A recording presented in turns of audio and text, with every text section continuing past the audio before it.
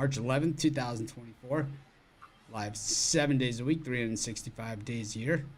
No excuses. We just keep showing up. Everyone else smiles today. Costi looks like he's very concerned about something. I'm Someone got a not case of the having the best Mondays down there? I haven't had the case of the Mondays maybe in a year. Literally. Well, what about Certain client took my will away from me. I can't deny that I yelled really, really loud. I can't deny that. Can't admit it. I may or may not have for 30 minutes straight. just the way that it goes sometimes? So I'm trying to woo-saw my way back to center here. Doing a little breathing techniques.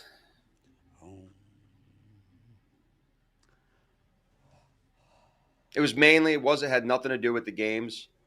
Mr. Pathy just didn't have a lot of volume in the tennis markets. He was not happy with me that there wasn't a lot of volume. I guess people just want us to just make up games and not deal with syndicates that are spot playing, and there was no logic involved. And at the end of the conversation was good, but my energy has been lifted, so trying to get it back. Generally how people are on Monday. For me, it's just getting used to being up an hour earlier. That's what it is for me. Time change just threw off my routine. I just was in a great routine every day. So having to move that up an hour is kind of weird. Yeah, I'm with you. I mean, I get up, I'm up way early, so it's it's hard for me. I go to the gym. Yeah, so that stacked on top of a Monday. Yeah. Other than that, though, there it is. I figured it out. That's why he did what he did. Maybe he woke up a little late and he was a little cranky. Okay. Didn't think of it like that. Other than that, though, man, I'm turned. I'm excited. Off a good weekend. March Madness conference tournaments today, tomorrow, really. It's been the big boys start. A lot of stuff happened over the weekend. Welcome to the Sugar Show, man. I think that guy's gonna get his ass kicked very, very shortly, in short order, man. Just does not have the toughness of the real MMA guys. I mean, he got hit in the face at the end of the fight, man. That happens a little bit earlier. He's out. That was in the gut. That was a body punch. In the gut. It's like those liver punches. That's what Gervonta Davis hits guys with, man. It's like those, you don't recover from those. And also in the end of the first round, he didn't even know where he was going. So it's like I think he's one shot away from getting decked. I mean, you face a guy that you can. I mean, he's a hand-packed first defense opponent. Hardly. You love the hype train. I know that. But these guys, the pink Lamborghini guys are the guys that go down the hardest, man. They're the guys that go down they're the guys that get the shit beat out of them. All you have to do is look at Hector Macho Camacho versus Julio Cesar Chavez. Look at that fight. And that will tell you everything you need to know about the hype train guys. It's like eventually you fight a guy that's just, it ain't playing. And it's like he don't care about the game and that you're just gonna sit there and try and jab him like that. It's like you're gonna get against a guy that's gonna take that arm when you throw that jab. He's gonna grab it, put you in an arm bar, and break it in 3 pieces. And that's what's gonna happen to this guy. Well, it was a revenge. Guarantee it, man. Can guarantee it. We'll see. The difference is he was winning the fight. He had the fight won, but he wanted to knock his ass out. So, he was steady coming forward in the fourth. But it was not really like an opponent that was going to beat him. He beat him once before. He already beat him. That was right. But this was not. But he was handpicked. It's kind of like Rocky 3, where it's like he's got all these handpicked opponents, and then eventually he goes in against Clubber Lang, and wasn't pretty, was it? He called out the man after. He called him out. Yeah, so if we get Aporia and Sugar Show, then we'll see. But I mean, Emporia is a different weight class, so he would have to go up. He said he will. Weight class. But he could. But I want to see him fight a grappler. That's where he's going to struggle. It's on his feet. He's pretty good. He's long. He's got good technique. But on the ground, that's where if he fights a really good wrestler and a grappler that can take him down, I don't know. It's yet to be seen. You got to get in between. I hate the hype train. I hate the hype train. Everyone knows that. I'm the bad guy. I root for the bad guys. You know, I do. I root for the bad guys in the movies. You know, I'm that guy. But the thing is, he was never going to knock out Cheeto Vera. Cheeto Vera's gone 22 fights in his career, and he's never been knocked out. I mean, I don't know. He's been a decision machine. Well, you can't knock the guy out. Those guys from Ecuador, you can't knock out. No. I don't know anything about MMA, but I can tell you that guy's going to get killed. I can tell you. Because he goes up against a real guy that's like a real mauler, brawler who is going to walk right through that jab, and he's going to get killed. There's no mauler brawlers at that weight class. They're so light. You're just never going to get that big, powerful guy. It's easier said than done trying to walk through. Just like there was no women that could go through it, man. It's like, oh yeah. And believe me, there's always in this MMA, it's like there's always someone. It's like that's the thing about MMA. Always someone, man. There's always someone. And it's like it could come out of nowhere. Styles make fights, and it's just the wrong guy at the right time, man. And that's just what always happens. Fair. No, we'll see. But this guy, I think Marab's going to be next. The thing is, all right, these MMA guys, they don't make that much money. They don't. Mm-hmm. They don't make like boxer type money. So how is this guy driving a Lamborghini with like all this stuff? It's like you're going to be BROKE. Because he's him. No, he's the box office. He's like. It doesn't matter. Even the top guys, MMA guys are paid flat. They're not paid like that. No. They're not paid like that. Even the top guys, the only ones that have ever made that kind of money in MMA is like Ronda Rousey, who expanded it beyond MMA. Chuck Liddell, who expanded it beyond MMA. It's like Conor made his money when he boxed. Conor McGregor. He made his money when he boxed. When he boxed Mayweather is when he made the most money. Like this guy made $5 million. I mean, Francis Ngannou, I think, made $20 million from getting knocked out against Anthony Joshua on Friday night, more than the entire card. That was Saturday made. That was disgusting. I don't think he got $20 million. Did he? I think that's what they said. Yeah. Wow. I think McGregor got 50 for the Mayweather fight, and then in his two fights against. But in his 2 fights against Dustin Poirier, where he lost both of them, he made $5 million a fight. Khabib made $22 million in his career. In his career, right? Actually, hold on. Is it in his career? Yeah, they're saying $20 million is what he took home, Francis, in one fight. These guys make it in their whole career. It's insane. Yeah. They earn about $800,000 per fight for the top of the top guys in MMA. Earn $800,000 per fight. It says his net worth is probably like $2 million. Well, Lamborghini is not $2 million net worth car. It's called, you buy a Lamborghini with a $2 million net worth, you're going to be BROKE, because that's not an investment. That's a depreciating asset, and that is a bad investment if you have that kind of money. If you have like $20 million, 10 million, 20, that's different. But it's like you're buying one at that custom Lamborghini at that's called BROKE, man. In a HURRY. Shout out to Sugar Show, man. It's like what I told, Costi about that show Broke, man. You could live like a prince for your whole life, or live like a king for a year. And that's really what it comes down to. It just hit me. I know why Jay likes Sean O'Malley. Because he's the Colorado of the UFC. Yeah, no, he's the hype train. Who said he's the hype train? He's the hype train, man. He's the Colorado of the UFC. He's going to start out well, and then once he's going to get hit in the jaw a couple times. Right. Once he gets, he's the type of guy you can tell. He gets hit like that, he's going down. It's me. Okay, so this is what I've never been a huge UFC guy. I just never have. I just never have. But the guy that introduced me to being a huge UFC guy, to actually want to watch it, is Sean O'Malley. So that's what got you into UFC? It's crazy, isn't it? Yes. So that's what I'm saying. Before the fight happened, what did I tell you? I said I can't wait to watch my favorite UFC fighter, Sean O'Malley, this weekend. I guess that's it's the young generation. That's what's the appeal. So you're basically saying in the NFL, Taylor Swift comparison to Sean O'Malley that got you to watch UFC. Am I getting somewhere there? Downplay that stuff. You got the girls. I'm not saying you're a girl. Just saying No, that. but yeah, for sure. But that's how you float in. Yeah. Interesting. Okay. All I'm saying is Taylor with Sean Swift of UFC. There we go.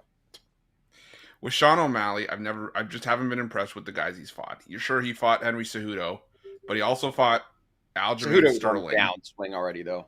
Yeah, but he also fought Aljamain Sterling, who I could never buy into when he won the bantamweight title. He had 2 split decisions. He won the title with a DQ. You know, he knocked out TJ Dillashaw, and he got knocked out by Sean O'Malley. So it's like I couldn't buy into him as bantamweight champ. You know, he faced Peter Yan, who's been on the downturn ever since that DQ against Sterling. Pedro Munoz was a no contest, and he haven't really fought anyone outside of Chito Vera before that. So better knockout, Chris. Dustin Poirier or the King or the Rockets beating the Kings. Rockets beating the Kings because I was on that. It was the Blades knockout. You didn't see that one. It was a hammer fist times 100. Yeah, but this one was the thing about the other knockout was it was like the bigger they are, the harder they fall type thing, where the guy just looked like he was twice the frickin' size of him, and he just clocked him, and boom, down goes Frazier. Down goes Curtis Frazier. Blades was an insane knockout. Like usually when they hit him on the side of the head, like usually the guys don't get knocked out. They just kind of like release and move to another position because it's so close call. This guy just with like close range hammer fists knocked this guy out. I think he was getting thrown around. It's buzzing. You're starting to hear more and more people talking about it. I think it's actually downturned, but that's that's me. I don't think so. I've been around it for a lot longer. It's definitely not at near where it was. Like the hype was like the Chuck Liddell, Ronda Rousey. I don't know. I think there was a downswing in the mid, like between 2012 and like 2019. It was like oversaturated, but now they picked it back up because of the legalization of sports betting. I think it's now on the rise again. But yeah, you're right. After the Chuck Liddell days, it kind of went down, and they started doing. So you know my MMA story, right? You've heard my MMA story before. So I was at a party a long time ago. My friend Fitz is good friends with Kelly, a girl named Kelly, not the Kelly like from Wager.Kelly, but a girl named Kelly. And she brought her brother to this party that my friend Fitz had. And her brother said, I have this idea for this fighting championship where you have this one-night tournament. Anything goes, within parameters, jiu-jitsu, wrestling, all these different This is way back. Way back. He said, and we're going to have it all in one night, and it's going to be tournaments. And turns out that was Dana White I was talking to at the party. It's nuts. Oh, right? So he was talking about doing it? Mm-hmm. Or this is already like... No. He was talking about the concept. Wow. That's really cool. That's a cool story. Yeah. So we're it's like I'm not like tight friends with this sister, but it's like I'm like friends of friends. So like when I go to Vegas, we all hang out and stuff. That's awesome. Yeah. That's really cool. Yeah, it's the coolest thing. Like when you meet someone like that has this idea, and they follow through. Because I meet people with ideas all the time. Right. It's like I got these shoes, I got this. Right? It's like, but this guy followed it all the way through. But he also was able to do, which you see people that are successful, that they're able to transition from their original idea into other ideas off of that, which make their product better. Even fighting against what they originally wanted to do. And that's what he did. Because when you look at the original UFC, it was a one-night tournament. It was, yeah. It was a one-night tournament. And now it's become this whole, like boxing meets professional wrestling meets, And he that's also swallowed up a lot of the competition, and he brought those guys over. Well, which was great. What MMA was able to do, what they were able to do is capitalize on the stupidity of boxing. So boxing was the king of the combat sports for life. It always was, going way back to like the Stone Age. Boxing was the sport. And what they did, boxing, is they got, first came alphabet soup, right? Don King with all these different things, the WBA, WBC, then became the IBF, right? There used to just be one champion. Then it became all these alphabet soups, right? The North American champion, all these other champions, split it into a million pieces. Then, so back in the day, like in the 70s and 80s, in that time, when there was a big fight, they would have the big fight. Like all fights were on TV, on regular TV. There was Friday Night Fights was a show on ABC with Howard Cosell. Muhammad Ali used to fight on there like every 2 months. Muhammad Ali versus Leon Spinks was on Friday Night Fights. Ken Norton versus George Foreman was on Friday Night Fights. George Foreman versus Jimmy Young was on Friday Night Fights. All those great fights were all on Friday Night Fights. The Caracas Caper, Friday Night Fights, or it was Sunday afternoon, they'd have them. Roberto Duran fought Esteban de Jesus on CBS Sports Spectacular. I mean, it was like all the time. It was these big fights. Then all of a sudden, they started doing these closed circuit fights. So the Thrilla in Manila was a closed circuit fight. Hagler Hearns was a closed circuit fight. And the way they did closed circuit is you would go to arena like Madison Square Garden or the Boston Garden, and they'd have a giant screen there, like a movie theater. They'd set up but like a round, with different screens, and you'd watch the fight on the closed circuit, and you'd have to pay like going to an event. It was cheaper than going to the main fight, but it was still, an event to go out to. Then came the TV and the pay-per-view, and that destroyed boxing because you saw an entire generation of fans that never saw Oscar De La Hoya fight. You saw an entire generation of fans that never saw Manny Pacquiao fight.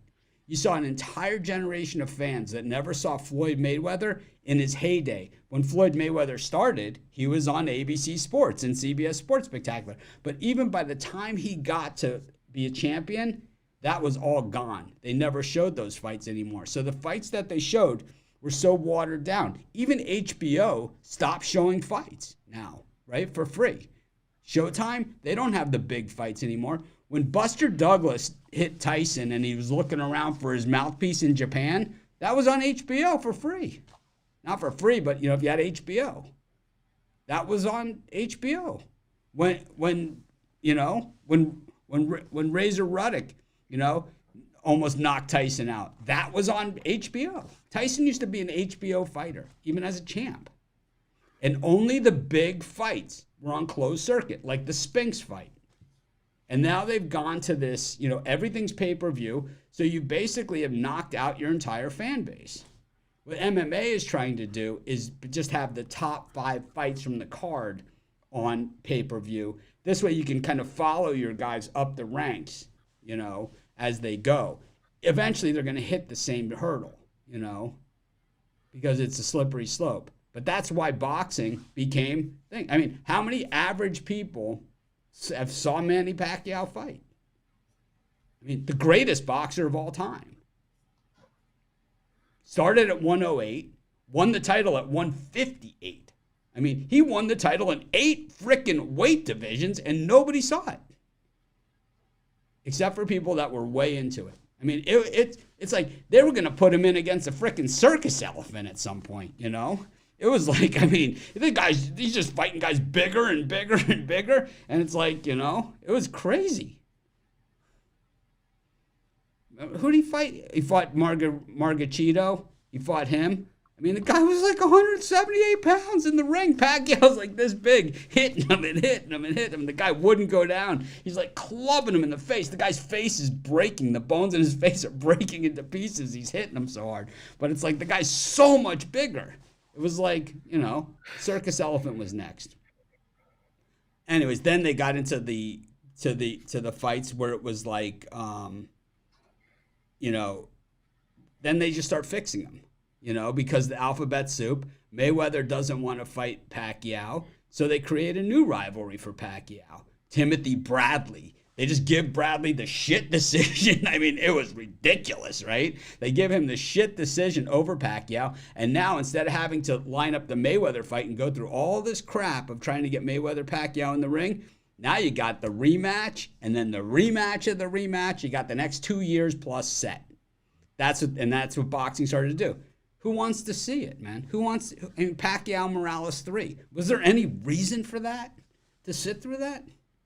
I mean, there was no reason. It was gruesome. Anyways, it was an excuse for a Vegas trip. I'll take that. Anyway, speaking of Vegas, man, let's get to picking some games. I used to love boxing, man. Muhammad Ali is my favorite of all time of any sport, any athlete.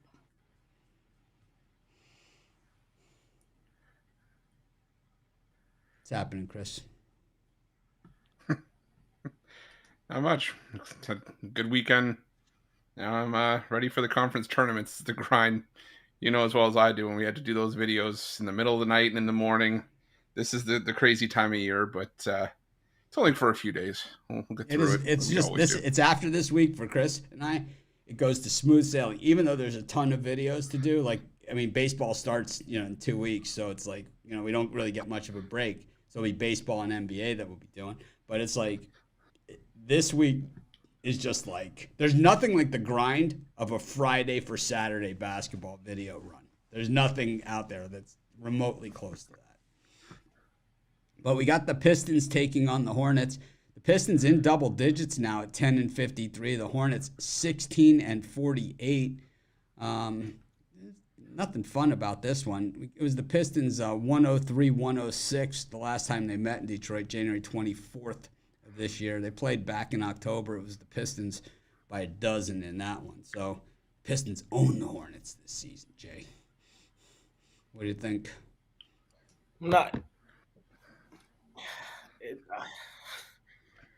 Give me the Pistons. This game is terrible. Laying points, especially, expecting the Pistons to win sometimes is kind of crazy. Expecting them to not only win, but by more than a bucket is kind of crazy. But when I did my power rankings the other day, I said the Pistons were better than the Hornets. They've beaten the Hornets twice this season, at home, at the crib today. I think they do it again. Am I rushing to lay 4.5 with Detroit? Not really. But should they win and cover here? Probably. Give me Detroit. Costi? I'm looking at this game, and Detroit, as a favorite at home, is 1-4. I just can't get to it. I know in this spot, I thought Jay would be a double revenge game type guy. Thought he'd be on the other side, actually. I thought he would take the points in his back pocket at two of these atrocious teams. I think 4.5 is too much. Not betting this game, definitely not running to the window, but I'm okay with Charlotte and 4.5 in my back pocket in a double revenge spot. I'm not taking ever Pistons as a favorite. Are those points in your back pocket, or are you just glad to see me? So what? Are those points in your pocket, or are you just glad to see me? Ruffolo. I'll take the Ruffolo. Those are points. Sounds like a little bit of both. Sounds like it could be both. All I'm saying is if those are points in your pocket, like everything else, I wish there was a little bit more. I'm going to take the Pistons here. It's, like Costi said, this game is absolutely horrendous. Probably not seeing any of my money, but until the Charlotte Hornets, I never thought these words would leave my mouth. Until the Charlotte Hornets show me they can beat the 10-win Detroit Pistons, I'm not going to be backing them here. Give me the Pistons.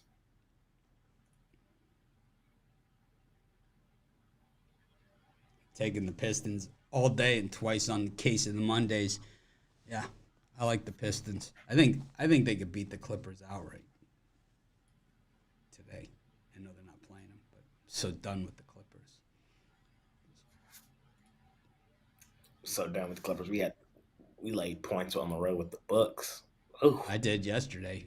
If they didn't manipulate that damn roster, they wouldn't have covered that game. We're only a month away, Chris, from a better world. Yeah, I know. Clippers. World with no Clippers, man. The Lakers are so ready to have them out of the building. It's like they're helping them. It's like LeBron's over there. It's like, you need help moving, packing your shit. LeBron carrying a box with like PG shoes written on the side. He's like, "Hey, where do you want LeBron this?" shows up with a pizza and a case of beer. And it's like, you guys need help moving. Kawhi opens the door. It's LeBron. He walks in. And he's like, "Okay, let's get to this. Let's do this." He's got the whole team. Movers are going to be here. It's like, have you wrapped up your delicates? It's like so sick of hanging out with the Clippers, man. It's like, done with the Clippers, man. Second choice in the West at the All-Star break. You gotta be kidding me. Got the Cavaliers hosting the Phoenix Suns, man. Line really moving here. The Suns now big favorites in this thing. Costi, what are you looking at? Yeah, the line's moving because Devin Booker is scheduled to play in this game. Cleveland just got blown out at home versus the Nets. So I think there's definitely the line move where the public is all over Phoenix in this point. Look, the Cavs have been cashing all year for me, regardless of the lineup, so I'm not going to go there as a team. They still can put together games even with a different roster each game. I think you're going to get value of getting more points at home because they just lost yesterday to Brooklyn by 19 points. And on the other hand, I'm not comfortable ever taking Phoenix on the road as a favorite. Give me Cleveland and the points, and again, in my back pocket, and I'm happy to see you, Mitch. Nice. Yeah.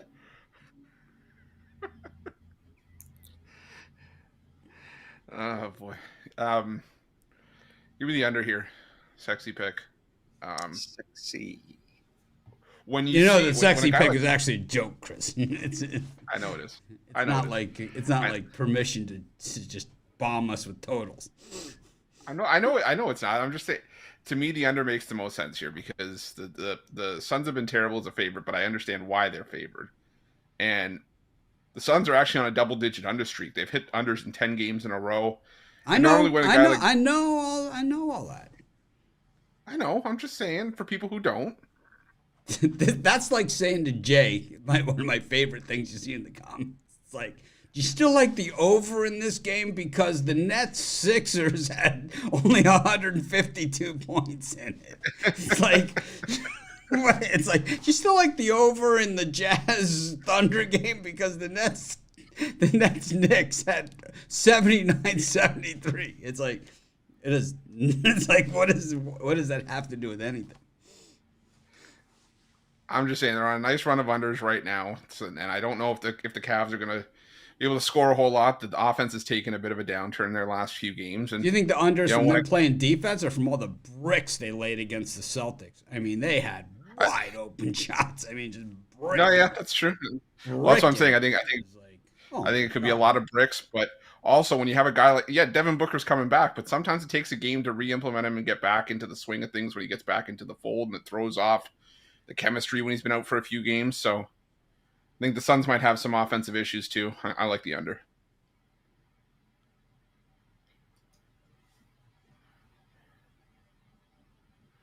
Taking the Cavs and the points. To me, I like that. I believe it's going to be a low-scoring game, but to me, low-scoring game and unders just mean points are more valuable. And I'm going to take the Cavs. I mean, if you could beat the Celtics at home, you sure as heck can beat the Phoenix brick-laying Suns. Jay? I don't like this game. Some roster manipulation going on here. Somebody knows something. I don't like it.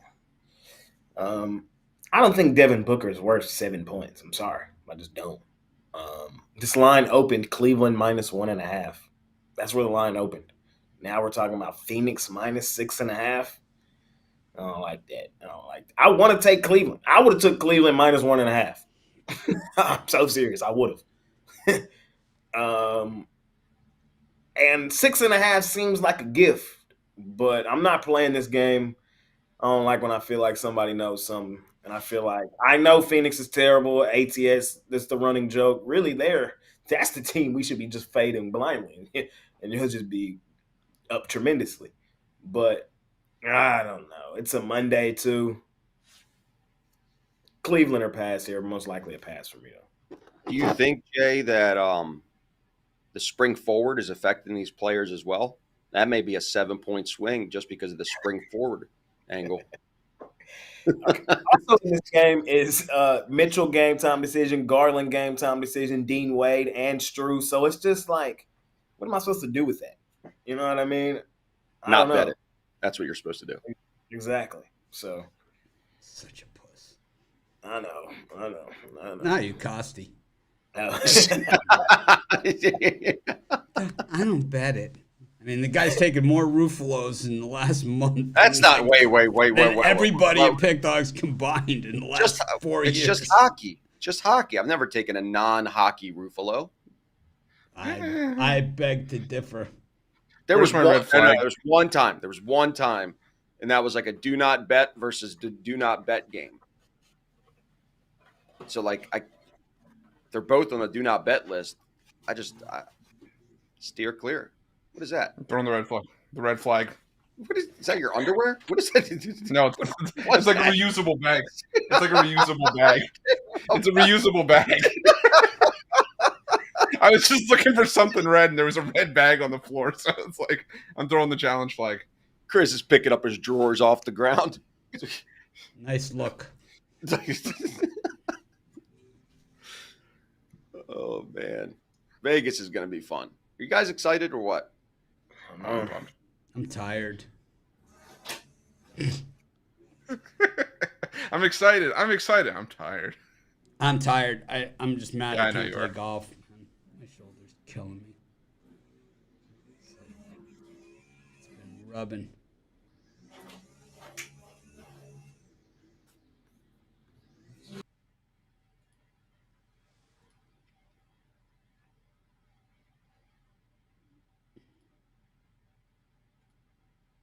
Yeah, whoever, somebody said if they want to go. If you guys are out in Vegas, let us know for sure. Love to meet you guys in person.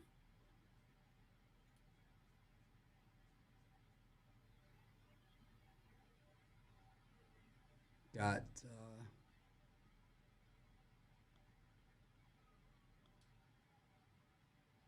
Bulls against the Mavericks.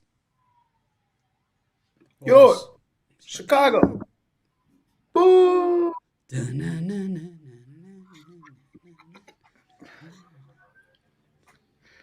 I'm going Trash Pandas again here.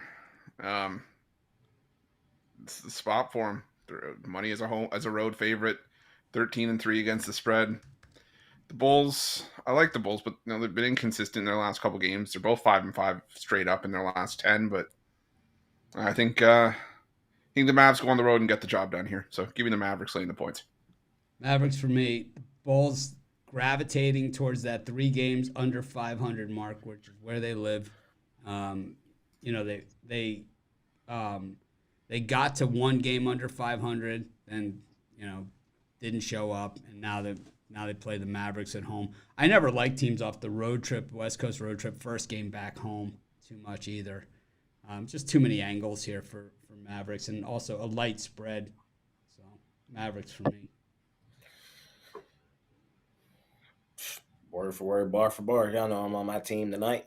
Finna kick the crap out of the Bulls. You can't trust them as a home favorite. We know that. Road favorite, we can. Ruffolo gave the number 13-3. Chicago, they're decent as a home underdog, but like Mitch said, I don't really like the coming back home off the road trip. Mavs, they need to continue winning games, get out of the play-in. That West is tight, man. And I shouted out Mitch on the gym session today. I told them as well, like Mitch always says, the Bulls love living 3 games under 500. They do, man. They live there. That's where they be at. So they'll return there after the night.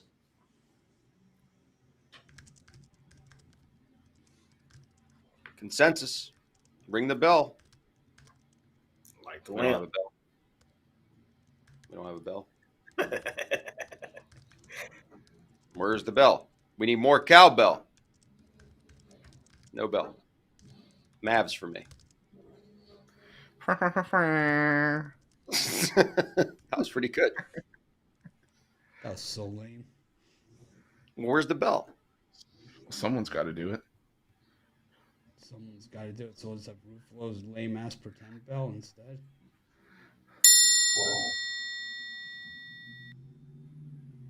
It's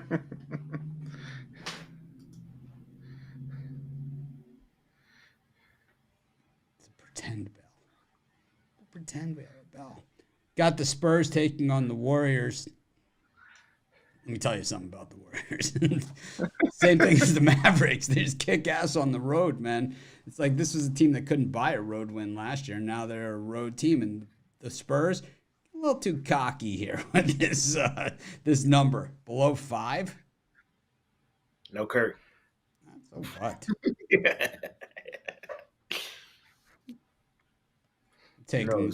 I'm taking the Warriors. I mean, I don't take the Spurs under most circumstances anyway. So, Mitch, no Curry. Yeah, I don't give a shit.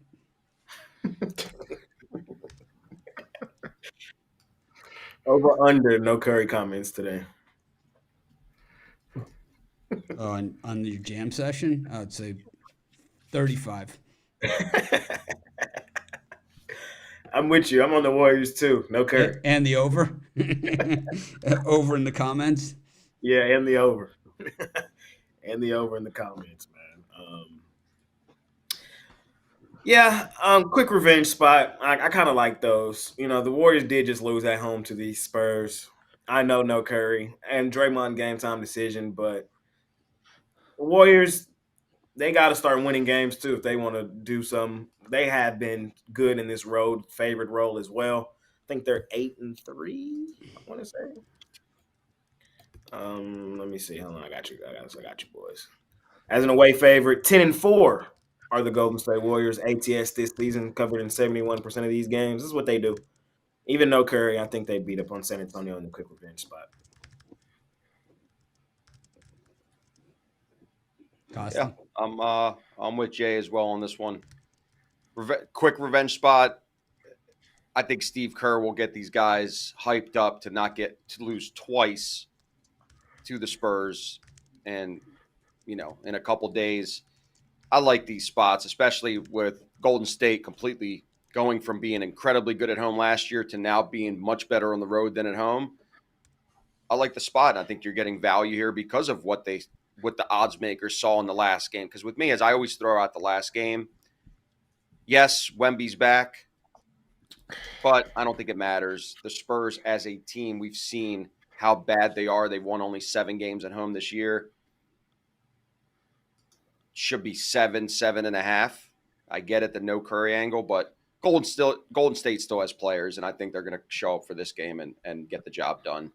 I could see this being an 8 or 9 point win by them, and I think it's going to be fairly easy, and they might sneak into a backdoor cover, but a backdoor cover usually is like 7 or 8 points in the NBA, not 4.5. The team is up all game, which I see Golden State being. So give me the Warriors here. Ruffolo. No Curry. No Curry. I was actually leaning towards the Wemby's when it was at 6.5, but now the line's dropped to 4.5. I'll sprinkle on the Spurs if anything, but I'm not probably going anywhere near it now. That's at this number. It just feels to me like they're begging for the Warriors. No Curry. So, no Curry. Curry in a hurry. Actually, I want Curry for lunch. If we finna get Xavier Curry back on that mound soon. Ooh. Ooh, that 5.0 ERA. Ooh. Who he with this year? Same team, right? He's still in Cleveland, I think. Yeah. Okay. No relation. I just want to see if I'm ready for Tristan McKenzie to come back. He's just got to stay healthy, though. That's my guy. Oh, I can't wait. All my guys coming back. Yeah, my guys. I got my baseball guys.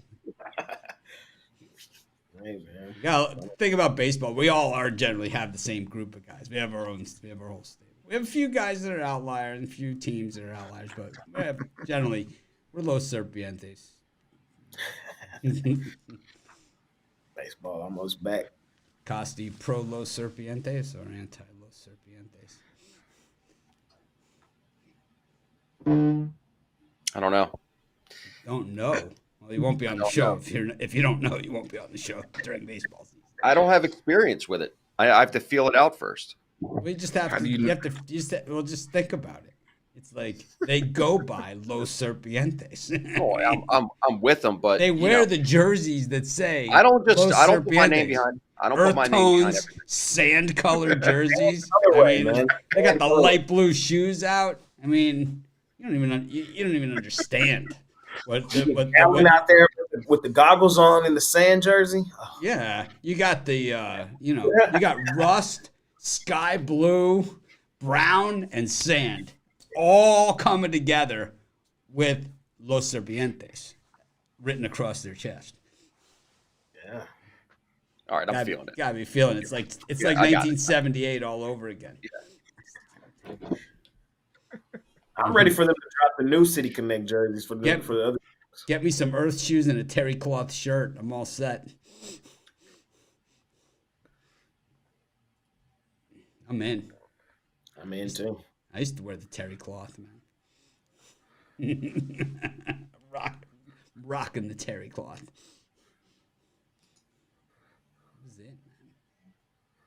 Speaking of in, it's always in this time of year. The chicken nuggets are in, and still think the Celtics gonna win a game against these guys.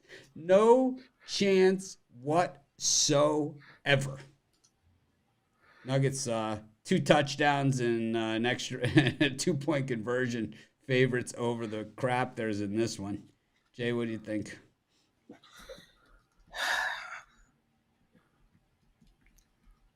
I'm going to preface this by saying I've said all season, what you will not catch me doing is fading Denver in Denver. And that's not going to happen tonight, not for the Raptors. Am I rushing to lay it here with Denver? Not necessarily. If I were to ever, 14.5 is a lot.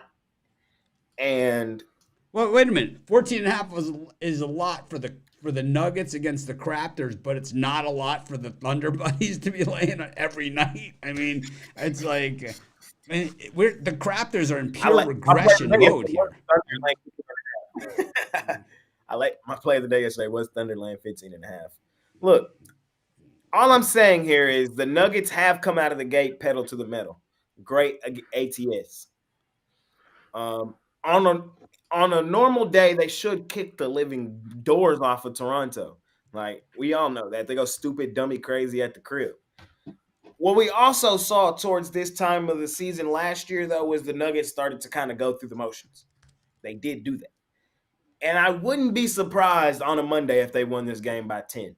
I wouldn't be surprised. I'm telling you, I would not be surprised if they won by 10.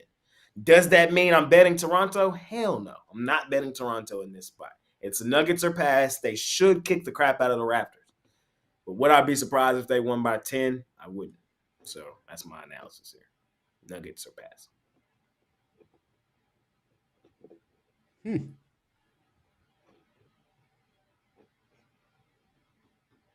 Costi? Mondays give me the creeps. Yeah, this trend, this Monday trend is even bigger because of the spring forward. It can get real spooky on a day like today. And you got to play limited spots. Don't go crazy on the board. You just don't know. I saw that in college basketball yesterday. I had an actual terrible day for once. And I got smoked in college hoops and I swept NBA. Same. Had a great weekend. Had a great week in the NBA. And just Sunday alone ruined my college basketball weekly card. So I'm steering clear of this game altogether. I'm in the same spot with Jay. Nuggets or nothing, but I'll take a sexy pick here. Give me the under 231. You know, spring forward, not enough sleep, results in the tired legs. I like that angle a little bit. Again, I'm not betting it, but from a lean standpoint, give me under 231.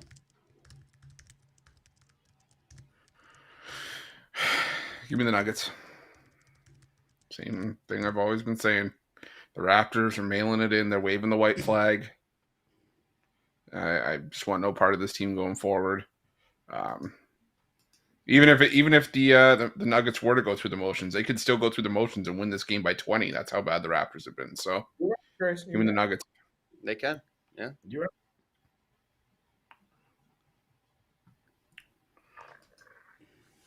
Stupid, dummy, crazy.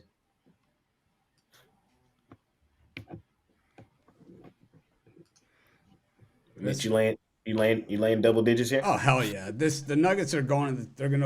They're on a roll. I mean, they're beating way better teams like this. If you could win by 10 against the Lakers, beat the Celtics, I don't even see it. I mean, this is one of these games that you look at and it's kind of like that Pacific versus Pepperdine game the other night. I mean, this has the potential to be something like that. This could be 147-36. I mean, this could be that type of game. I wouldn't be surprised if it was that game if the Nuggets ran them out the gym. They should. I just think, you start looking down the Nuggets roster here and you're going to see some guys getting some significant minutes in the fourth quarter. And that's the only thing that, even 14.5, it just seems that when those guys get in, it doesn't even matter because they're way beyond the 14.5 at that point, man. It's 14.5. The Nuggets can't take any chances. They're not at that point because if you look at the standings in the West, it's not like the Nuggets are clear like the Celtics are where they can afford to really even take the chance that someone's even going to come back on them. They don't have that luxury right now. They're sitting in the standings in second, right? They're only one game behind the Thunder Buddies there and one game ahead of the Timberwolves in the second, only 2 games ahead of, the Clippers, that really doesn't matter. But they're, they're not in a comfortable spot. They have to win. This is a must-win game for the Nuggets. It is a must-win. You lose to the frickin' Toronto Raptors, man. You're going to go back at the end of the season. It's not the losing. It's the 14.5. Are they really going to care when they have the game in hand? Yes. And a backdoor cover. They're not going to let you the backdoor. The backdoor is going to be closed. Have you seen the Toronto Raptors play basketball recently? I mean, come on. I mean, seriously. I have. Listen. I completely. I don't disagree with you. I'm just being. How much Pepto did that take? To force that one down. Just saying. Chris will tell you. He laughs because out of familiarity. Not it's familiarity. Yeah. Not because he's funny about the way the Raptors, the product the Raptors have decided to put on the court over the last 2 weeks. I mean, they came out of the break winning back-to-back games, but since then, it's been ugly. Scotty Barnes being out is definitely huge. Well, he had saved the day playing in altitude in Denver. Saved the day, man. That's all they have, man. That's what they're working with. Okay, that's what they're working with. There's nothing. You have one team that's basically traded their 2 top players. 2 of their top players against another team that's saying we're going to win the championship easier than we won it last year, which they won very easily. Though the Lakers played them pretty tough in the playoffs. Those games were fairly close. I don't know. You tell me what the Raptors bring to the table. What you see that 14.5 points is going to get in the way of. They could start the game 14.5-0. I'm going to tell you by the end, I like the Nuggets first quarter in that. Don't disagree with you there. I'm not betting. Just saying. If Jamal Murray's playing like the way he's been playing, you ain't going to beat the freaking Nuggets, man. You are not going to beat the Nuggets. Because Jamal Murray is a stick. He has the ability to just lay bricks all night long. But he's not doing that. He's playing like a legitimate NBA player. I've gone through my Murray stages. I've gone through the 6 stages of Murray. We've been through that on this show. We've been through it. You're happy. You're sad. Then you get into acceptance. You cry a little. 50 Shades of Murray. Yeah. Jay defends him. Jay goes into defense attorney mode. He's countering me, He's Objection. Did you say anger? Counsel your witness. Didn't Murray put up in the playoffs 16 points Objection. in the third quarter? Objection, Your Honor. He's testifying. Jay's got the cross-examination going. It's like you start trying to chime in. He's like, "You had your chance. This is my witness." Jay paid for the forensic accounting. Wait a minute. This doesn't seem right. Your Honor, this witness was not on the list.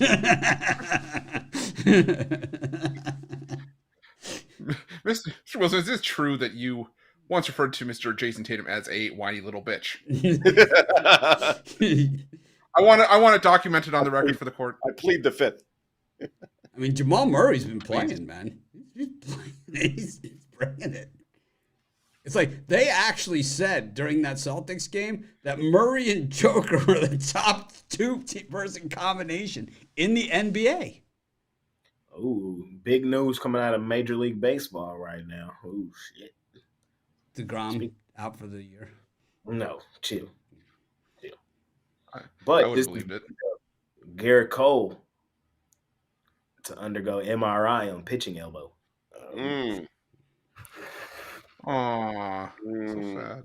I think Ruffolo are not Garrett Cole guys. I was the Garrett Cole guy last year, and they were not rocking with him. Jamal Murray's averaging 21.1 points. In baseball, I don't play the pitchers, ever. Ever. Jamal Murray's averaging 21 points and 4 boards, 6.5 assists per game. He's better than anything the Raptors have. Porter Jr., 16.6 points. He doesn't even have to. I mean, that if there's anyone who likes playing at half speed, putting in a quarter of an effort, it's Porter Jr. We know that. Michael Porter Jr. never swing the rock. Porter Jr. If there's anyone who if he's on any other team, he's on load management most of the time. Yesterday. Gordon, Caldwell Pope, everyone's. I mean, these guys. Remember Braun last year in the playoffs? I mean, he hasn't even really done anything this year yet.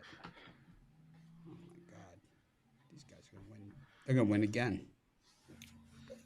They might. They're gonna win again. They might lose all 4 in Boston too, though. So no chance. Zero chance of Steelers. What? Russell Wilson to the Steelers. Yeah, we knew that. That's 3 days ago's news. Mitch Trubisky to the Bills, right? Mac Jones to the Jags. To the Jags. Woo.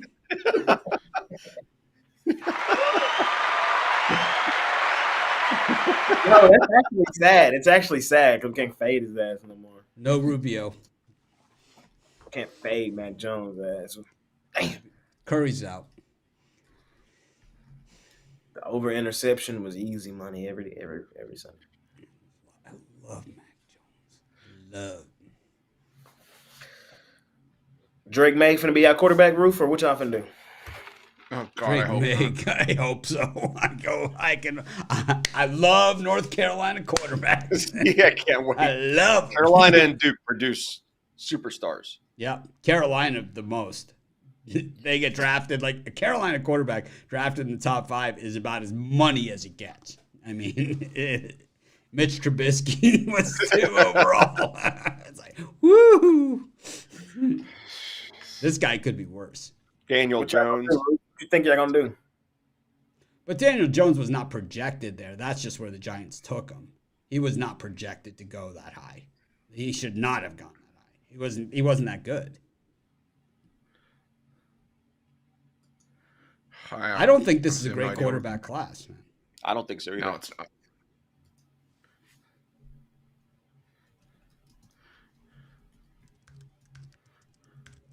I don't know who I see quarterbacking them Patriots. I don't know. Tell them to bring back Cam Newton. JJ McCarthy. Yeah. Go Knicks. JJ McCarthy. Bo Nix. I could see Bo Nix, Nix. honestly. Bo Nix is 4-year starter. he's good. He reminds me of a better version of Tim Tebow in the NFL slot, not college, but I think he'll transition better, a little bit better than Tim Tebow in the NFL because he'll run less and he could throw a little bit better. I don't think he's a runner like Tebow was. He is. He was. Really. He was at Auburn. Not really. Oh, he's mostly running for his life at Auburn. I know, but that's what I'm saying. Less of a runner. But he had a running coach. You know, he had. You know, his coach at Auburn was the same guy that coached Cam Newton. You know, it's like that's just it's like whoever is going to play quarterback is going to be that. You know, Chris. I think he's got a better. NFL is going to be interesting. They're saying Kirk Cousins probably finna go to Atlanta. Yeah. I know. There's going to be some real shakeup in the NFL. He knows Chick-fil-A is not open on Sunday, right? He understands. So the latest rankings I'm looking at actually has Jaden Daniels above Drake May. I'd put Jaden Daniels above Drake May too. I have him there. It goes Caleb Williams, Jaden Daniels, Drake May. They're not mine. I'm just saying it's what a lot of things I'm reading are. JJ McCarthy, 4th best. Bo Nix, 5th. Penix, 6th. Joe Milton, 7th. Spencer Rattler, 8th. Michael Pratt, 9th. Oh my God, Sam Hartman at 10. They have two his little brother at 11. Listed as 2 his little brother. Yeah. Jordan Travis at 12. He's the interesting one of the group. Yeah. Slovis at 13. Oh, not Slovis. Come on, Chris. It's too early in the morning. It's too early in the morning for Slovis. I'm looking down a couple of lists, and they have Slovis. I mean, we lost an hour. It's way too freaking early to be talking about Slovis. I know it is. It's like which Carter Slovis Bradley, from which team? Which team are we talking about Slovis? It's like the guy played in 6 colleges in 4 years. It's like too much. It's too much Slovis. He's the Edwin Jackson of college football. It's like we got this new rule you can transfer in this thing called the transfer rule. Oh, let me check that shit out. It's like you just landed at a school. I know. It's like Keaton Slovis is in the portal again. It's not a condo. It's the transfer portal. It's like, oh my God, please. I want a bet. College football is going to be better without Slovis in it. Okay. Did he play at Rice?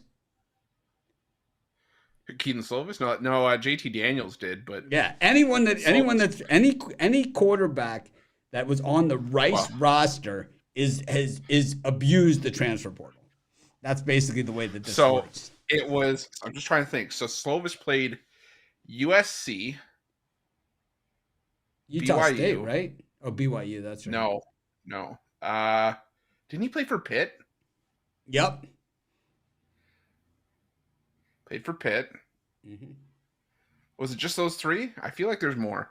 I thought there were at least 4. Slovis, didn't he play Kentucky or no? No. Devin Leary went from NC State to Kentucky.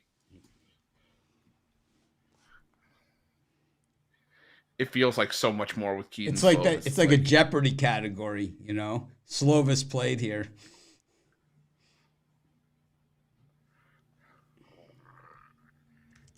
Oh, he's only played the 3. USC for 3 years, 4th at Pitt, and then BYU. What about JT Daniels? How about JT Daniels? Oh God, JT Daniels was everywhere. He was Georgia, USC. He's available, right, in the draft? Yeah, he is. Georgia, West Virginia, Rice, USC. I think it's those 4. It's too much. Daniels and Slovis, they both were in that same recruiting class at USC, right? Together. Yeah, JT Daniels was USC, Georgia, and then he lost the job to Stetson Bennett, West Virginia, and then Rice. It's like that USC recruiting class. We got 7 quarterbacks. It's like, how about you're fired, the coach? It's like they all transferred out. It's like you're supposed to at least keep one. You know, they all transferred out. It's gonna be interesting to see what happens, man. Where they fall, and They're falling. Quarterback in the NFL is just the most. It's the worst. Last year was the worst group of NFL quarterbacks ever. Last year's this year might be worse. Yeah, last year's group was the worst year of quarterbacks got ever. CJ Stroud out of it. No, I meant in the NFL that were playing quarterback. Playing quarterback. It was the worst group of quarterbacks ever in the history of the NFL. What was worse? Cooper Rush is still safe, man. What was worse, Mitch? Wasted. The quarterback play last year,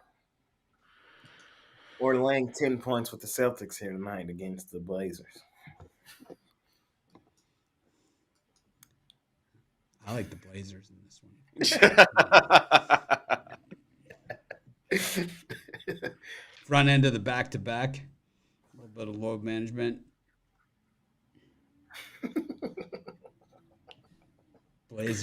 Celtics road favorite. It's just a magical combination. Though it is a yeehaw game. They love a yeehaw game. Celtics. They love the yeehaw game.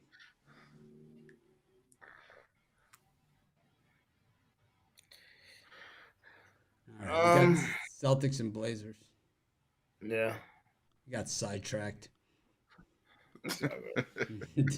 see what Keaton Slovis does to this program. He brings it off the rails. It's unfair to bring up Slovis on a Monday. I think we should have no Slovis Mondays going forward. I don't think he's going to be relevant in any time. Maybe in preseason or in the XFL. Yeah.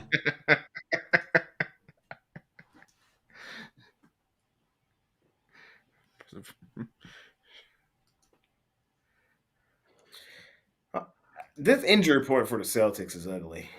Derek White, game time decision. Drew Holiday, game time decision. Tatum, game time decision. Porzingis is out. It's still Celtics or pass for me here. I'm not touching the Blazers. I don't care. They beat the Raptors, but we're just beating the Raptors. You feel me?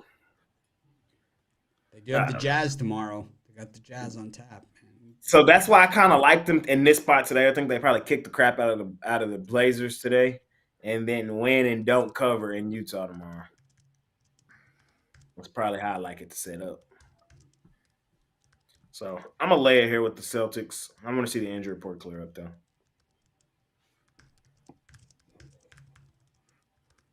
Yeah, it's a tough one. I've been going back and forth, honestly, regarding a sexy pick or Boston, but I've already used all my sexy picks for the day. So I'm going to go with Boston simply. And the reasoning is this. I'm just going with a trend. Nothing more than a recent performance in their last 10 games. If they win the game, they've been covering, because even though Boston's below 500 as a road favorite against the spread, Portland is also below 500 as a home dog against the spread. So I don't see an angle there at all. How about in your head? Do you see the angle there? It's so hard with this. I mean, Jay mentioned all these injuries. I mean, you just don't know with Tatum, Brown, Derek White. Those guys suck, man. Right. But they don't have anybody else that could improve the 9.5. I mean, it's not 4.5 if those guys are out. It's a huge difference. And Spooky Monday makes me second guess everything right now. You know why Tatum wears 0? Number of wins versus quality opponents. Whoa. You've been saving that one. Yeah, well, the time was right. Time was right. I'll take Boston here. Laying the points. You would. Not betting it. Yeah. Go ahead and bet it. I'm not betting. Go ahead. Bet it. Spooky Monday. I just think it's funny. Costi has a limit on how many sexy picks he'll give out, but he'll throw out 6 Ruffalos on an NBA card, and it's like, oh my god. Oh, Ruffolo, I got unlimited of those. That's You got unlimited? Okay. Yeah, but sexy picks, you can only be sexy a couple times. You can't be sexy all the time. Clearly, Costi has not watched me every day. I'm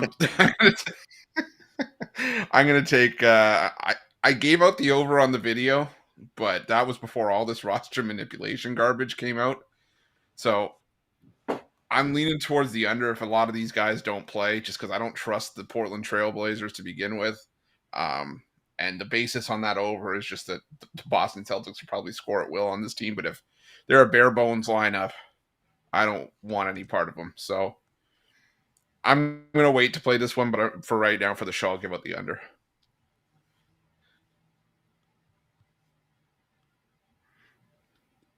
Taking the Blazers all day and twice on Mondays, Slovis Mondays, anti-Slovis Mondays.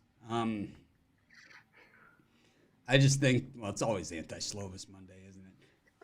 It's always anti-Slovis day. Anti-Slovis.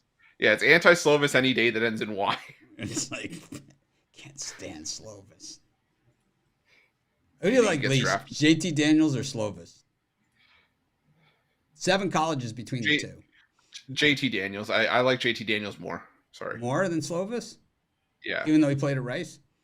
Because Rice is like kind of that's where all, I don't know why the name Keaton Slovis just I know, but all yeah, it does. It is like nails on a chalkboard. But I think that, all bad stories for college quarterbacks end at Rice. Who else was there? Oh, it goes on and on. Like all the ex-Miami players, the guys that end up not losing the QB battle or whatever, they all go to Rice. It's like historically. Wasn't it like anybody that it's just like all the QBs go to Rice? It's like all the college hoops players that wanted to get paid went to Grand Canyon or something. Where did the guy from Ohio State that transferred to Miami, he went to Gorman, and then he transferred to Miami from Ohio State, the quarterback, and then he just was too small, and then he transferred out. I think he went to Rice. I forget his name. Quarterback. Recently? Yeah. Most Miami guys that fail out at quarterback. Ohio State. Yeah, he was like the top guy. The top. From Ohio State to Miami? Yeah. Or Miami to Ohio State? No, from Ohio State to Miami. We were like all excited to get this guy. He turned out to be a bum. Pretty sure he transferred out to Rice. Oh, why is it going to bug me now? I don't know. He's one of those guys. He never even really got a chance. We've had some great transfer outs over the years at Miami that we have had some beauties. We've had great transfer ins and great transfer outs. We've been doing transfer portal long before there was a transfer portal. The comments are saying Tate Martell. Yes, that's it. Tate Martell. He was on the show. I would have got that. I remember Tate Martell. He went to Bishop Gorman High School. Yeah. Yeah. Miami gets a lot of guys from Gorman. Yeah. But Tate Martell was not good. He was not good. He went to UNLV. Oh, UNLV is where he transferred to. Oh. Yeah. He was like the pretty boy. Yeah. Because he was on that show, the quarterback show on Netflix. I forgot what it's called. Quarterback U or something. I thought it was just called The Quarterback, and it was just like The Quarterback Show on Netflix. The Quarterback? I remember. It was like where they go over all these high school quarterbacks. I think it was Quarterback U. Quarterback U, yeah.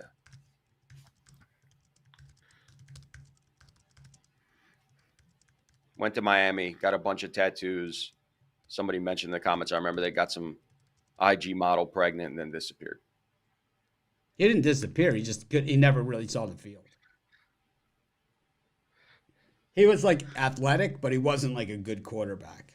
Like he wasn't, he was like Miami likes a prototype pocket passer. Is always the quarterback that they're looking for, and he just did not fit that.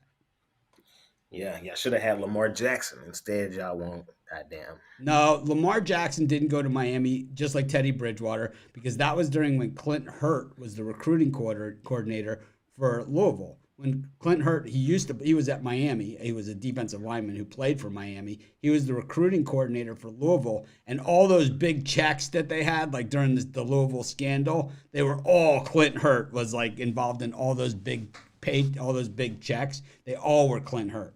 So it was like he's on the Cowboys now. I think he's on the Cowboys.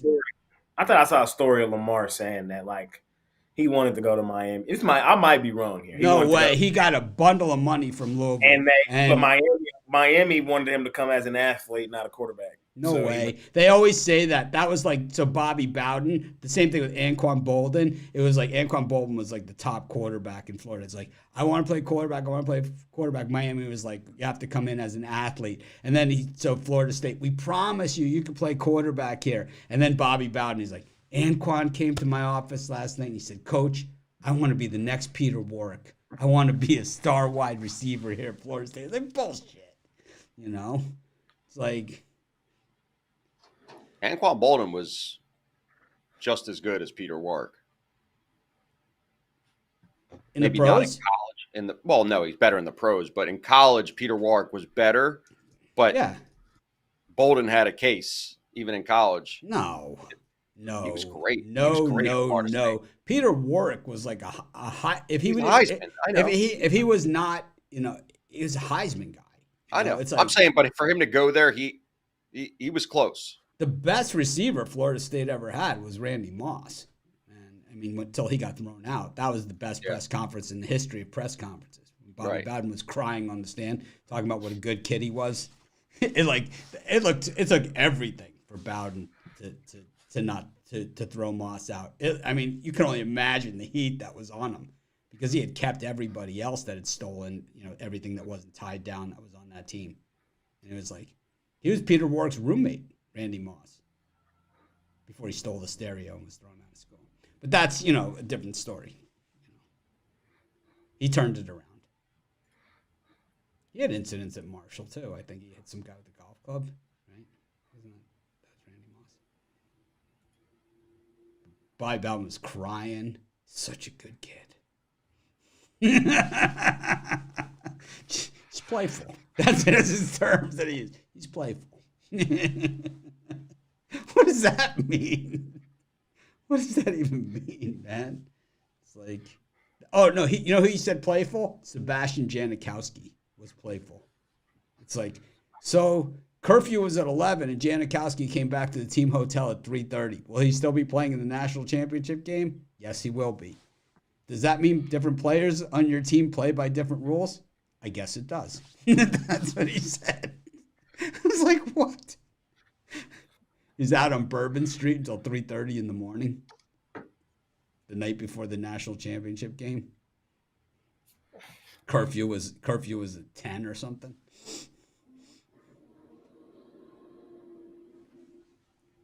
Those were the good old days of college football, pre-social media days. You can only imagine what the social media would have looked like on that one. The social media turned when Jameis Winston had the Twitter chat. That was kind of the end of that whole thing. When they decided to have Jameis Winston as a Twitter chat person, that was ridiculous. If you have 2 pounds of crab legs and you pay for none of them.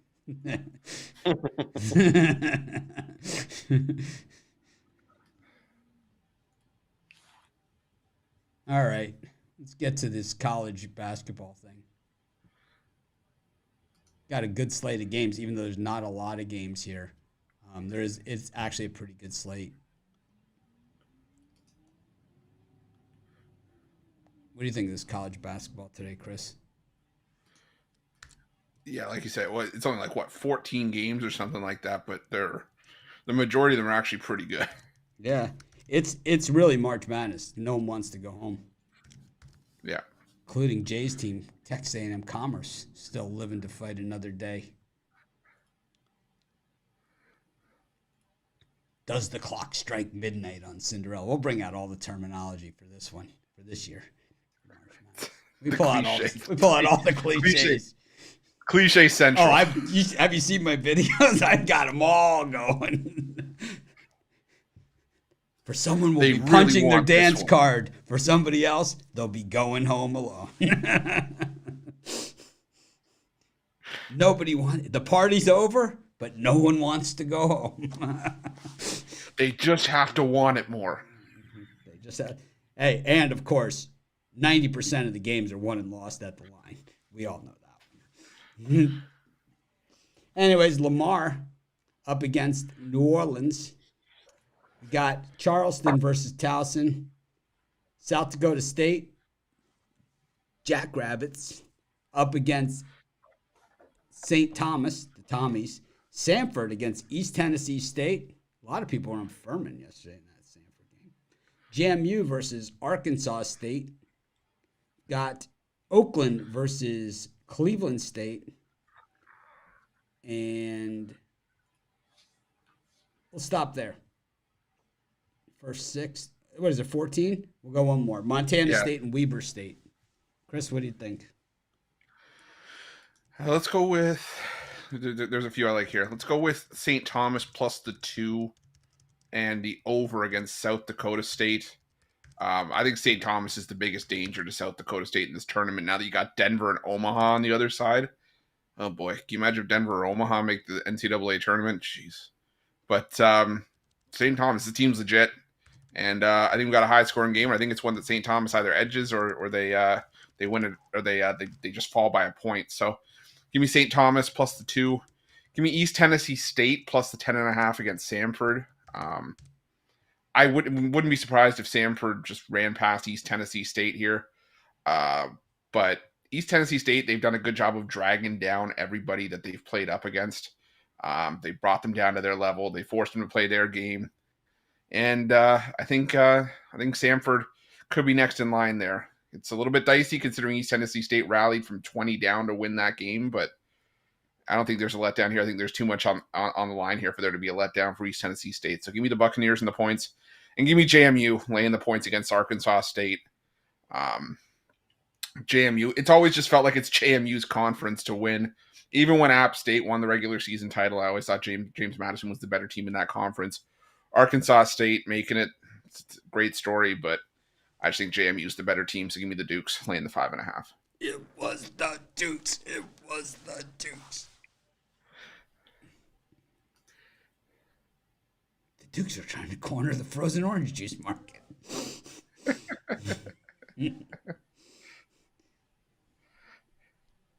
Jay never knows the old movie references. That one you got to know. I don't know that one. Oh my God! All right. After Hoosiers, you got to watch Trading Places. Eddie Murphy, Dan Aykroyd. Oh my God. I think that was Eddie Murphy's best movie, Trading Places. Better than Beverly Hills Cop, and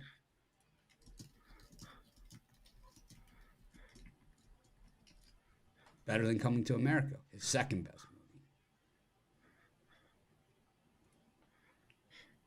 Which a lot of people could say. Still, I don't know. I like Coming to America first. They got the golden arches. We got the golden arcs. John Amos.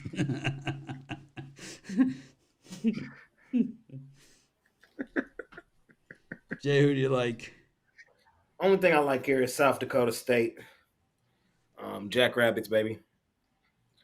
I think they beat St. Thomas. St. Thomas has been playing well. But them Jackrabbits, man. Now, we've been riding them all season. No need to hop off now. They've been rolling as well. They just beat St. Thomas 77-72. I think they get them again. I'll lay the 2.5.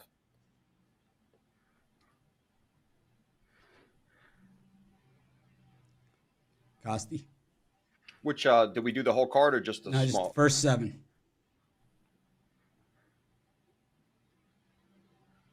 Oakland in this spot. Oakland has been undefeated this year on neutral court games.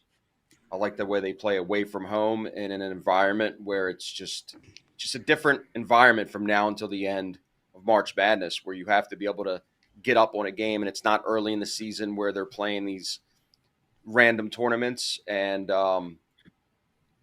they're established. I like what I'm seeing out of them. They're 8-2 in their last 10.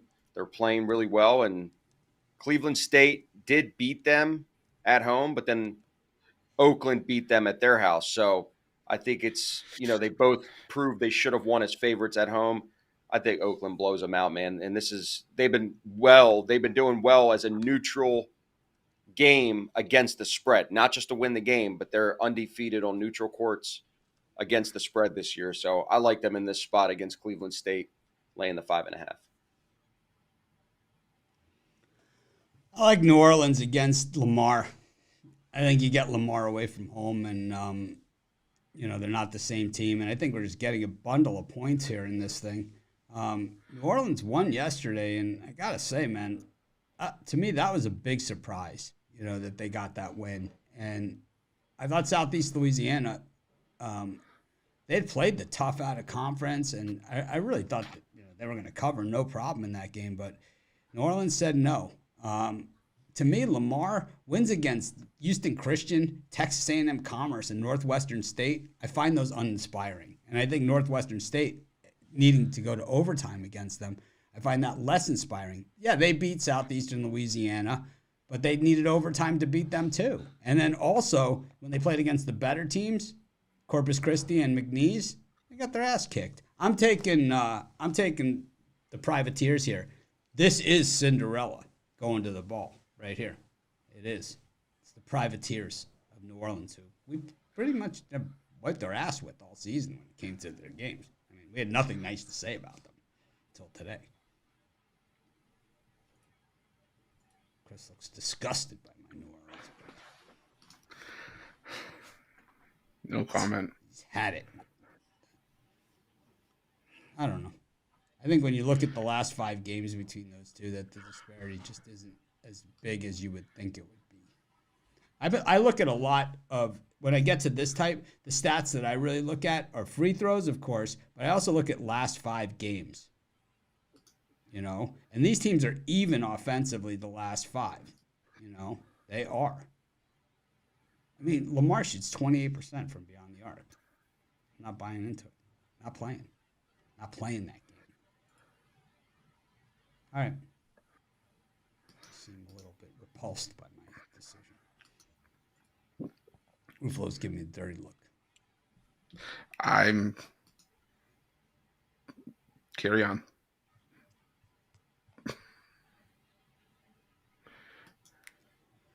All right. Nickel State against the J. Briggs, Texas A&M Commerce. Hofstra. It's always Pride Month at Hofstra versus Stony Brook. St. Mary's versus Santa Clara. Northern Kentucky versus Milwaukee. It's actually an Algonquin word. Favorite scene from Wayne's World when Alice Cooper. Forgot about that. It's like they said. Wayne says something about Milwaukee. Says Alice Cooper turns around and he goes, "Actually, it's Milwaukee. It's Algonquin." Or what is it, Land of the Free or something? I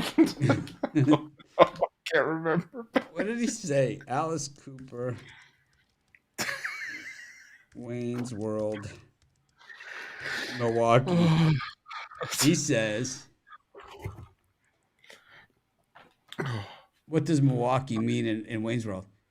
Alice Cooper, yes, Pete, it's actually pronounced Milwaukee, which is Algonquin for the good land. My wife's giving me the look. I love that scene. All right, let's get back to reading off the games, all boring like they do on the other shows.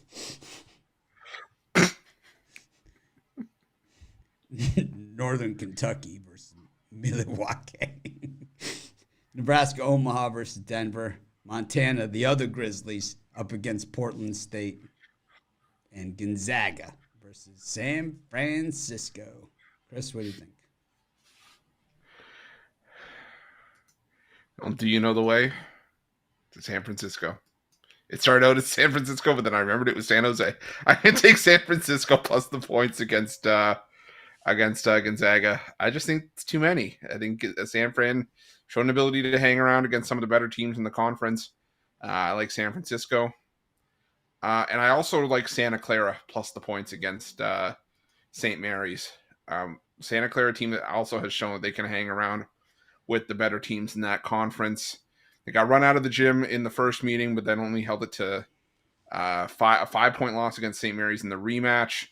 But the thing is that both of those favorites in that West Coast Conference, St. Mary's and Gonzaga, have had like 8 or 9 day layoffs between games. And both these Santa Clara and San Francisco have already had a game to shake off the rust.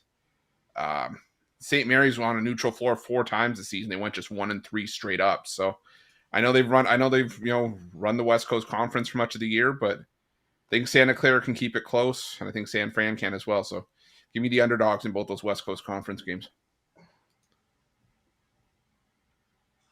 Jake?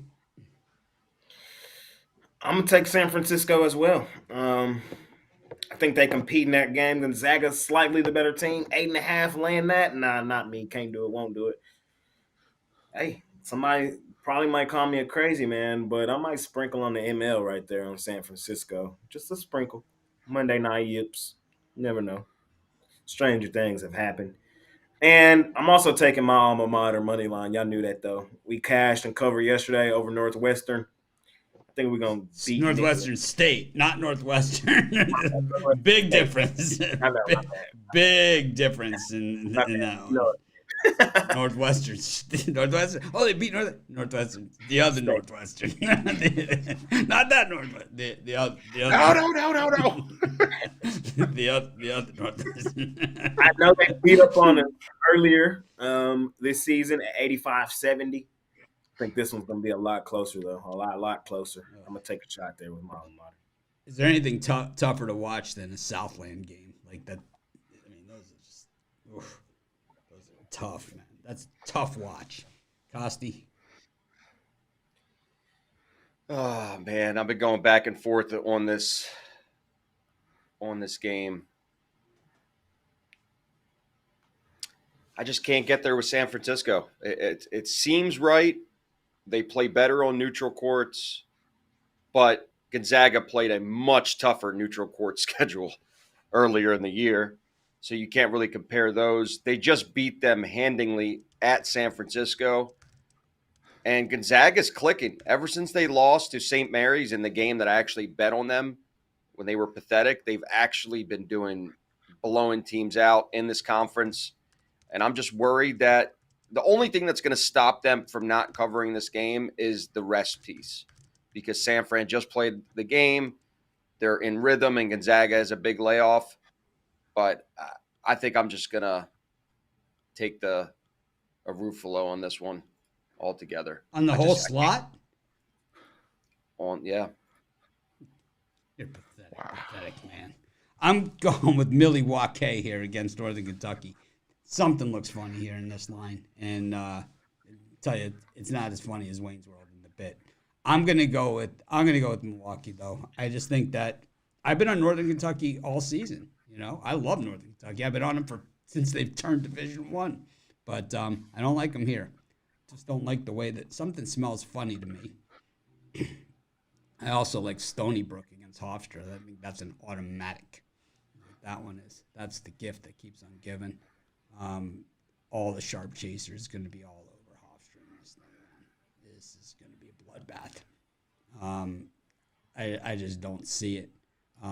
Stony Brook has been outscoring. When you look at the recent numbers, Stony Brook in their last 5 games is shooting almost 45% from the arc, man. They're just blistering it. That's why they're here. And then when you look at the field goal percentage against, Hofstra's been giving it up like frickin' like the chocolate lady at the mall giving out the samples, man. 41.1% shooting against. Team shooting 33.9% from the arc against Hofstra.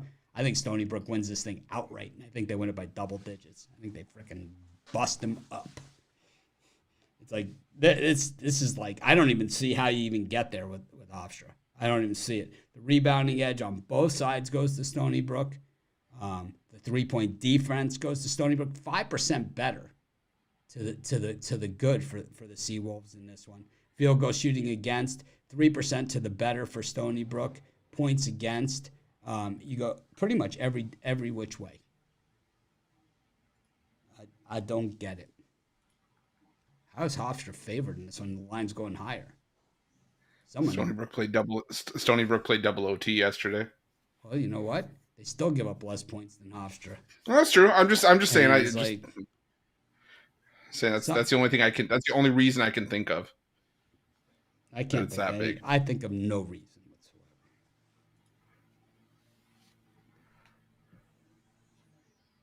Outside of that, got a lot of good games tomorrow. That's for sure.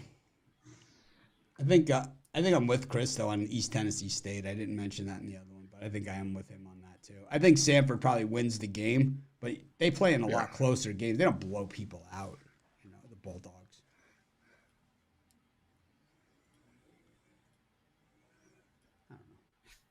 I don't know. Well, I don't know, but I do know.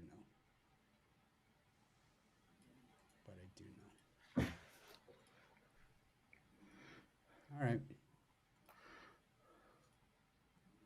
Anything else you want to talk about before we move on to the NHL 4-game card?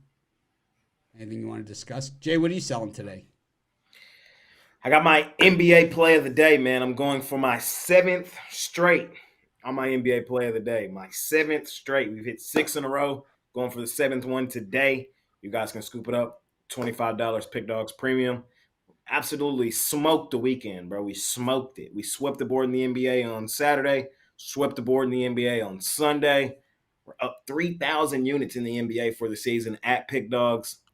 My goodness. We're just trying to keep momentum rolling forward. You can hop on something long-term. You can get that NBA play of the day. And let's continue to kick the crap out of the books. Or you can join my Access Club. Those guys are up 170 units for the year. Man, it's a lot. Let's keep it rolling. Chris Ruffolo.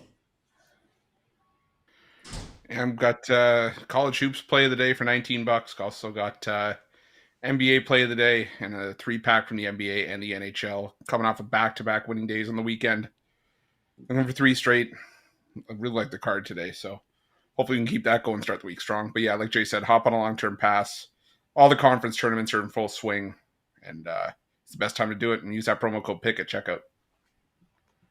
I only have my college best bet up for sale, but I'm going to put up some other packages. I have more college plays and NBA plays, so I got enough to put a bunch of packages out there, so I will.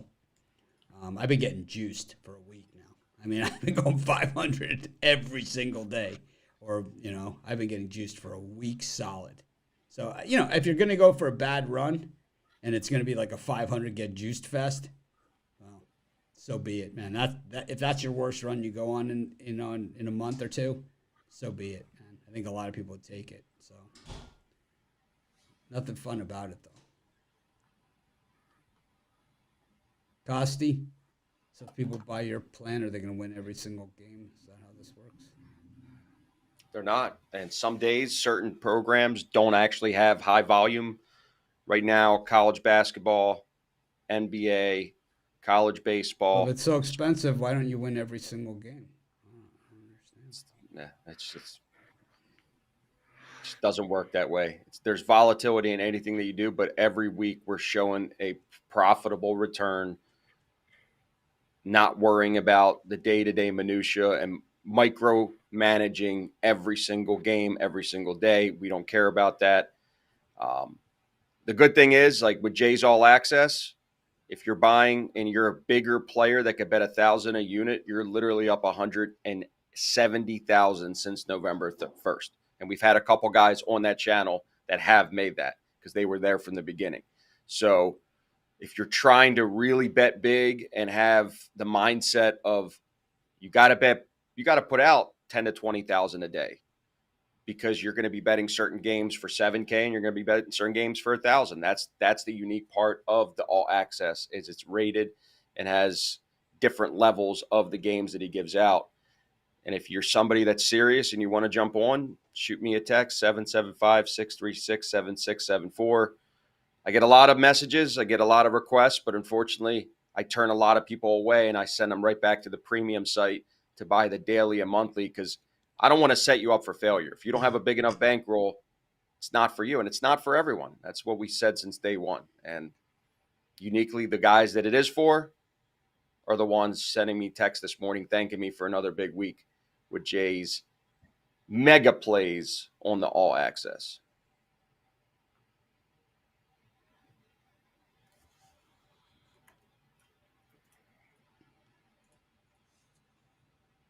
All right. Well, that was interesting.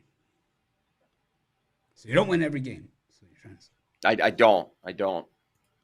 I don't win every game. I promise you. Jay's All Access is 53%, but he's up 170 units. Understand that. Guys that bet the same amount on every game year round, it's very hard to make a large profit. Playing into the house's hands. That's what I always say. Just like at craps. Yeah. You don't press your bets, blackjack, craps, same thing. Yep. That's why I'm always pressing. That and I might have a problem, but that's besides the point. Come on, guys. Where's the banter? Where's the fun? Monday. Wow. Costy's such a Monday. dick on Mondays. The time change. Spring forward. Costy's such a dick on Mondays, man. Gonna fade his ass. Where's Eric Pathy? Where's the voice of sunshine? I don't know. He's watching the show. Where is the voice of sunshine? Yeah. I don't know. He texted me earlier. He's around here. Sounds like you need a little Pathy time, maybe a little bro hug. I secretly, I hope I don't see him today. Whoa. Whoa. I'm just saying. Trouble in paradise. I'm going to be with him for 4 straight days. Yeah, but it'll be with us too. It'll be with everybody. Yeah. It's next week. It's coming up. It'll be with everybody, though. It'll be with all of us. It's not just Pathy one-on-one time. It's not like you're locked in. No, but they're gonna but they gotta sleep in the same room. No, we're in different hotels. Oh, you're in different hotels. Not even Damn at the it! same hotels. I was hoping the joke would hold up. No, it doesn't hold up. I'm at the Aria. Costy's just whining. He's just whining. He's in it. He's in it, man. He's in his feelings today. He is in his feelings. It really took a lot of energy out of me this morning. I was not happy. Well, welcome to my life, man. I got all all the same stuff that you have. Plus, I got all these guys and then other guys. The typing is fine. It was like, I was screaming. There's just a lot of yelling. I just drank a coffee, so like my head was pounding. Sounds like my temples. Sounds like you need to go for a massage. That's not a bad idea. Ruffolo's going to do a GoFundMe for the happy ending for you. We're already up to $20. There, we got a smile out of Costi on that one. I'm in for 20. Jay, you in on the GoFundMe for Costi's happy ending of his massage? I'll donate to the fund. We're setting up a GoFundMe. Costi's massage with happy ending. We're now at $22.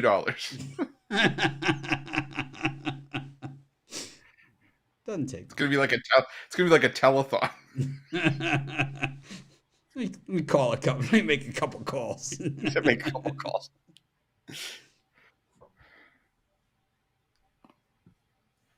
All right, we'll do it. Parlay time. That's NHL, man. Parlay Bruins time. versus Blues. We got Rangers versus Devils. Jets, Jets versus the Capitals.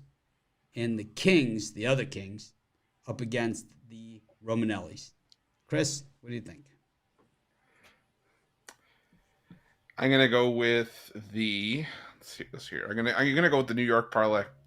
Give me the Rangers on the money line against the Devils. The Devils have one of the worst 1-2 punches in the NHL in goalies and Nico Dawes and Akira Schmid.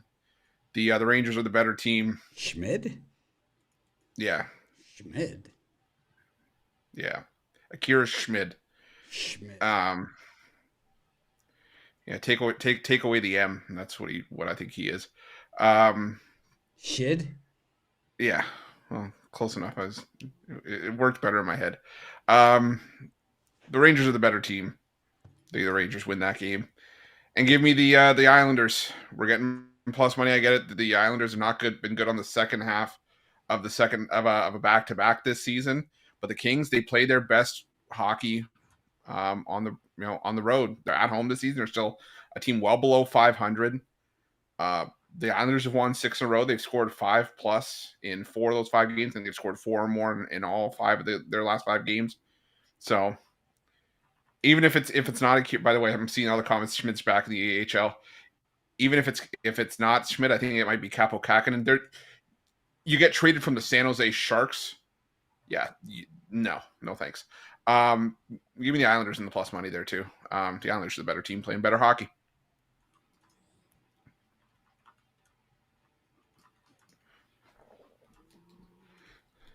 Jay, anything on the ice? Ruffolo for me on the ice today, fellas. Nothing. I don't like Costi? Nothing. Ruffalo. I'm taking the Kings. I'm going to. The Kings are the Islanders, according to the betting tools, 0-8 on the second leg of a back-to-back.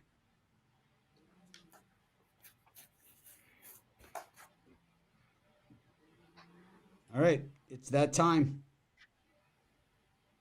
Parlay.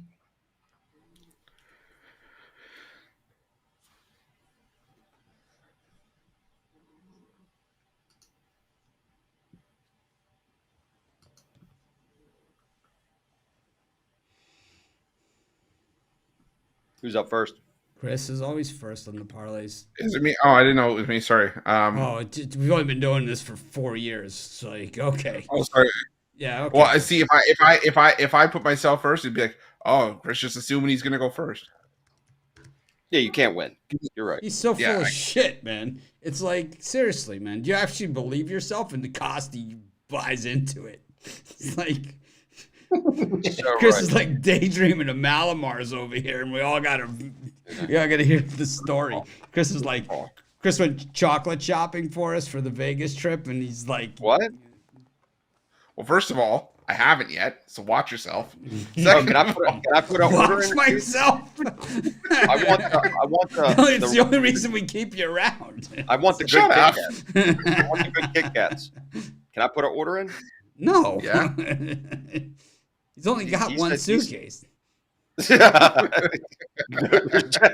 There's no clothes. It's just like chocolate. It's all candy. They He's only stop them. coming They're for like, 2 days. there's got to be something. We got to test every one of these. This guy can't be bringing 100 pounds of chocolate. Yeah. Wait till you see my suitcase. My suitcase weighs in at like 49.5 pounds. It's 1 T-shirt and Canadian chocolate bars. That's all it is. That's so good. My parlay will go with East Tennessee State plus the points, James Madison, and Santa Clara, and I'm dropping an NBA player parlay on my Twitter at Ruff the Pick Dog. Give me the Pistons. Give me the Warriors. And then I'm going to do something we never do. Give me Oklahoma laying a 3.5. Women's college hoops. Let's do it. 3-teamer. You're obsessed with Oklahoma.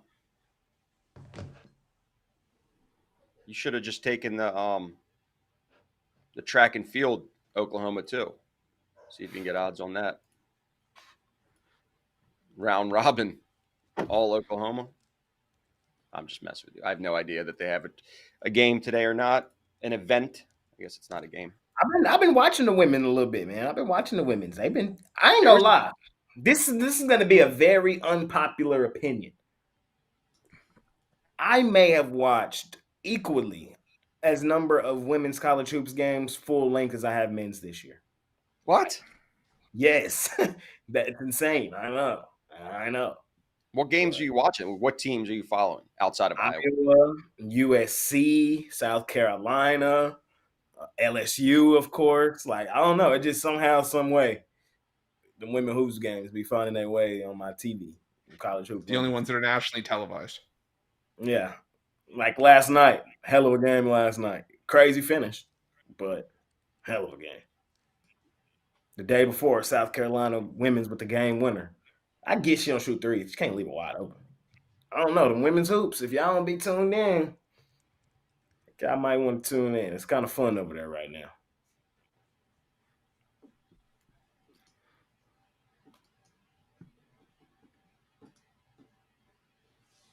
It's my turn. Yes. Oh, what are we going to do here? Santa Clara, Northern Kentucky, Towson. I'm going to go Milwaukee with East Tennessee State, New Orleans, and throw in a Blazers kicker. 4 teams. Mitch, Jay, Costi, Chris, we'll be back tomorrow. At least 3 of us will be. Costi will be resting in his bitter attitude. He's going to come back on Friday. I'll have a better attitude adjustment. Yeah, it'll be better. In his Friday weekend mood. Yeah. Right in the heart of March Madness. There'll be a lot of conference semifinal tournaments going on. ACC, Big 12 semifinal will be Friday. We got what else? What other ones are Friday, Chris? Big 12, ACC, SEC? No, SEC goes Sunday, right? No, SEC's Saturday night, I thought. No, SEC will be Sunday, the final. It always is. There's always 5 finals on Sunday. It's always the Ivy. Yeah, it's Ivy, Big 10, American. Big 10, American, SEC, and Big 12, isn't it? No, Big 12 Saturday. It's Big 12? Saturday. ACC? No, Saturday. Ivy, AAC. Horizon? Ivy, No, AAC. I don't know what I'm thinking. Big 10. No, Horizon's tonight, so. I know. I know who to ask. Chris, who's got their priorities in place in this sort of thing? Romanelli. Matt Sars. Oh, that's it. Matt Sars has his priorities in place. We just have to ask him. He says on Sunday that it will be the Ivy, the A10, the SEC, the American, and the Big 10. So it's the A10 was the one we were missing. Saturday night, the WAC, the SWAC, the Big West, the Pac-12, CUSA, ACC, MAC, the other MAC, the Big East, the Big 12, the Mountain West, all on Saturday. I'll be signing up for Saturday's show as usual in the America East. Kicking it all off at 11 a.m. It's going to be a great week. Anyone got anything else to say for themselves? Costi, you want to apologize to everyone for being a little bitch today? Saying I'm gonna fake it for an hour and a half and smile into the camera next time. I've been smiling all day. I'm smiling. I'm not crabby. I'm in a good mood. It just took a little bit to just get over it. Right, Feel good. I don't listen. Chris, here's cross the end of the happy day. ending off the GoFundMe. I don't have to smile. I don't need to back. smile. All I need to do is pick winners today. That's all that matters. People don't need to smile. People need winners. No, they Because do. when I smile and lose, they don't care that I smile. They don't care. They don't care about the smile.